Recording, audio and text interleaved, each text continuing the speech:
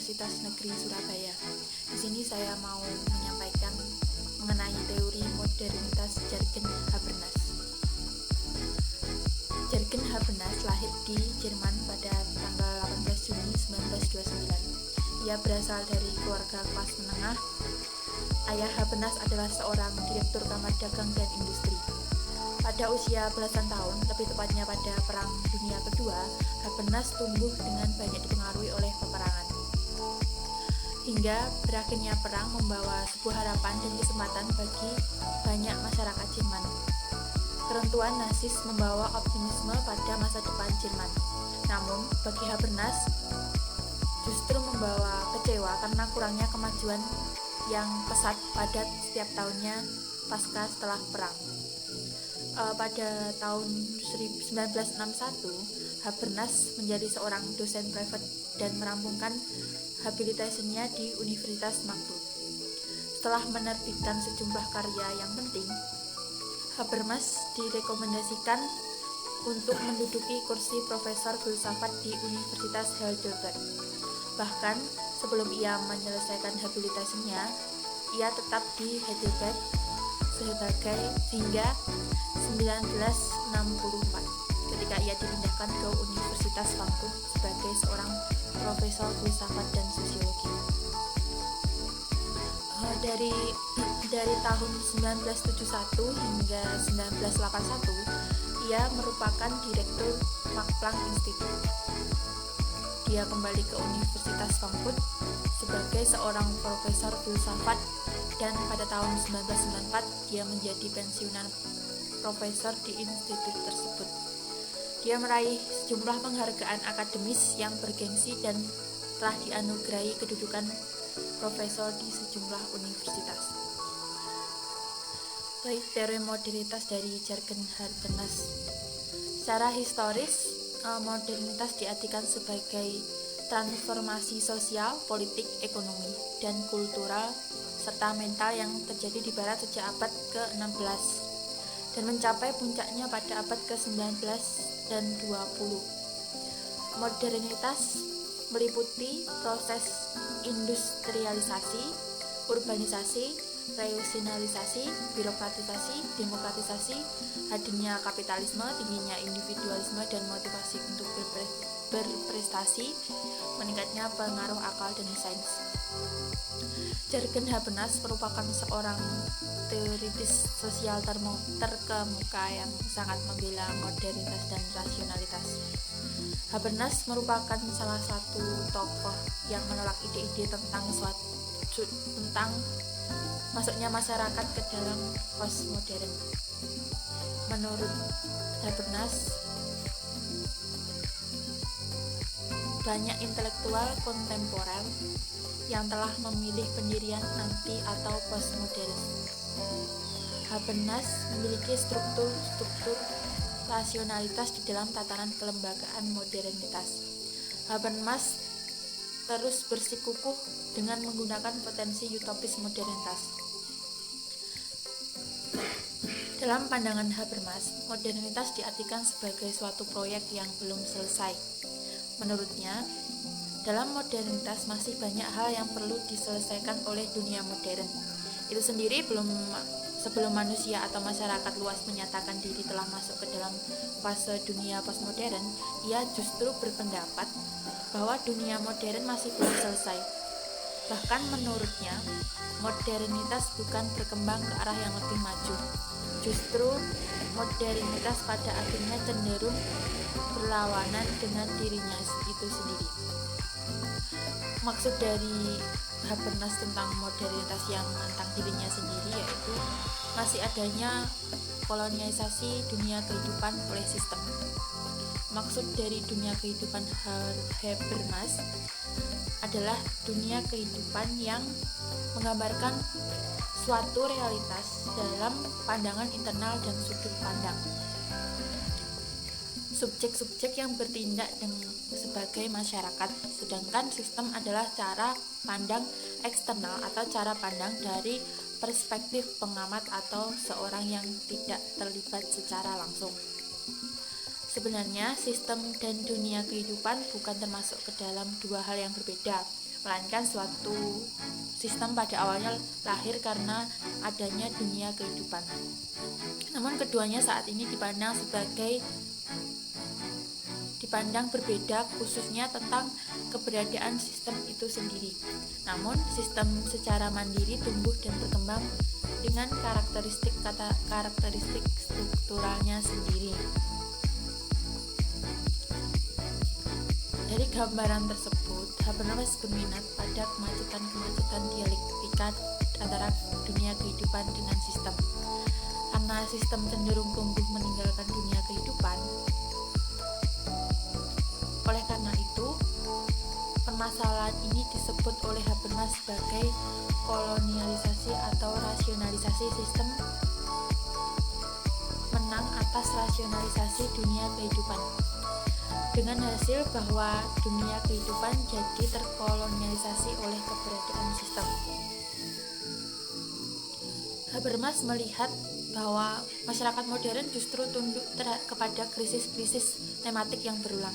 Alasan mengapa masyarakat disebut melakukan krisis yang berulang yaitu karena sistem berupa lembaga formal sebagai ekonomi dan negara justru dianggap sebagai membuat kaku, memiskinkan dan memecahkan dunia kehidupan menjadi semakin dikambang kehancuran. Kalau dalam kehidupan kita, teori modernitas tidak lepas dari seorang mahasiswa, yaitu tentang pendidikan saat ini yang melalui daring. Karena adanya pandemi COVID, pendidikan di Indonesia juga terpengaruhi atas adanya COVID-19 pada saat ini. Kementerian Pendidikan Republik Indonesia juga mengeluarkan kebijakan untuk menutup sekolah dan mengganti proses kegiatan belajar mengajar melalui sistem online. Penerapan social distancing telah berdampak pada sektor pendidikan di Indonesia.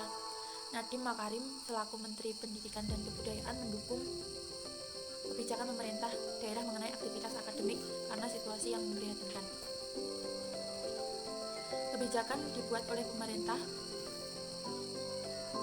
untuk membuat guru dan seluruh jajaran staf akademik sekolah untuk berpikir kreatif agar pendidikan tetap bisa berjalan, sementara mematuhi peraturan yang dibuat pemerintah menggunakan media sosial dalam proses belajar mengajar. Di sini modernisasi dilakukan dengan menggunakan teknologi seperti handphone, laptop guna untuk melakukan belajar mengajar. Belajar menggunakan biasanya untuk mahasiswa ataupun pelajar itu biasanya menggunakan media aplikasi dalam gadget, yaitu seperti grup WhatsApp maupun Zoom maupun Google Meet dan lain sebagainya. Nah, namun dengan adanya modernisasi ini juga berdampak positif. Yang pertama adalah anak-anak lebih banyak menghabiskan waktu di rumah, sehingga waktu bersama keluarga itu lebih banyak daripada kita sekolah offline. Yang kedua adalah metode belajar yang variatif. Yang ketika kita offline itu metode belajarnya monoton atau cuma guru menerangkan terus kemudian muridnya mendengarkan seperti itu, atau muridnya presentasi di depan kelas seperti itu. Kalau ketika kita online, kita juga bervariasi, seperti kita membuat video pembelajaran atau kita membuat poster dengan memanfaatkan handphone maupun laptop untuk mengedit video. Bahkan juga kita presentasi dengan media Google Meet atau Zoom, dengan kita share screen atau kita berdiskusi di WA group. Itu kan secara berbeda dari ketika kita melakukan pembelajaran ketika offline seperti itu. Yang selanjutnya, waktu yang fleksibel.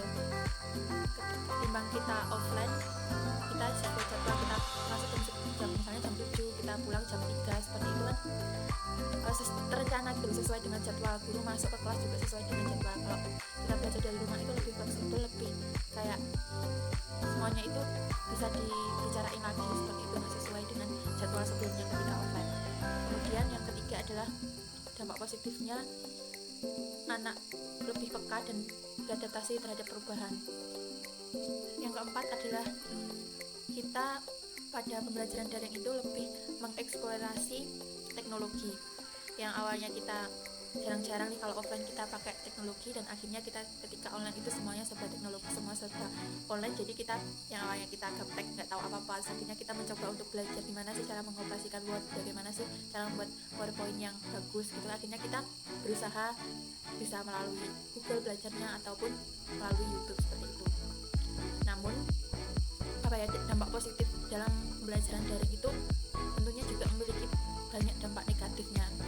Seperti yang dikatakan oleh Jürgen Habermas mengenai modernitas adalah proyek yang belum selesai atau masalah-masalah yang belum selesai. Ibaratnya kita mempunyai solusi atas masalah ini, namun masalah ini selesai namun akan memunculkan masalah-masalah baru seperti itu. Karena ada dampak positif juga dan ada dampak negatifnya, yaitu dampak negatifnya yang pertama adalah meningkatnya risiko putus sekolah. Ya mungkin karena pandemi COVID saat ini kan perekonomian masyarakat Indonesia sedang menurun, dan kemungkinan untuk biaya sekolah, untuk membeli kuota, atau bahkan ada yang nggak punya handphone dan terpaksa harus membeli handphone ketika mengikuti pembelajaran daring, mereka tidak mampu untuk membelinya. Mereka lebih mengutamakan untuk makan, istilahnya makan aja susah kok beli handphone seperti itu. Dan banyak teman-teman di sana yang putus sekolah akibat pandemi COVID-19 ini. Dan yang selanjutnya ini tuh pembelajaran daring juga berpotensi terhadap kekerasan rumah tangga, yaitu kekerasan anak yang tidak terdeteksi oleh guru. Kan biasanya kalau di sekolah itu guru mengetahui semua yang dilakukan siswa ketika di sekolah. Nah, ketika pembelajaran daring ini semua aktivitas pelajar kan di rumah, jadi guru tidak dapat mengontrol atau tidak dapat mengetahui apa yang dilakukan siswa, apa yang terjadi siswa di rumah mereka seperti itu. Kemudian keterbatasan kuota internet atau sinyal, ketika kan setiap pelajar atau siswa itu juga tidak semuanya berada pada tempat yang sinyalnya baik di pegunungan juga kadang sulit untuk mengikuti pembelajaran daring karena terhalang kuota. Yang terakhir adalah kurangnya anak bersosialisasi dengan orang lain. Ketika kita offline, kita banyak bersosialisasi dengan teman, kita pulang sekolah bareng, kita berangkat sekolah bareng, dan kita ke kantin bersama, makan bersama. Ketika kita di rumah, kita hanya berteman dengan melalui online juga, dan juga kita hanya ketika kita pembelajaran, kita juga melalui media laptop dan handphone seperti itu. Nah, cukup sekian yang saya sampaikan. Apabila ada salah kata dalam video kali ini dalam penyampaian materi, saya mohon maaf, dan sampai bertemu di video selanjutnya.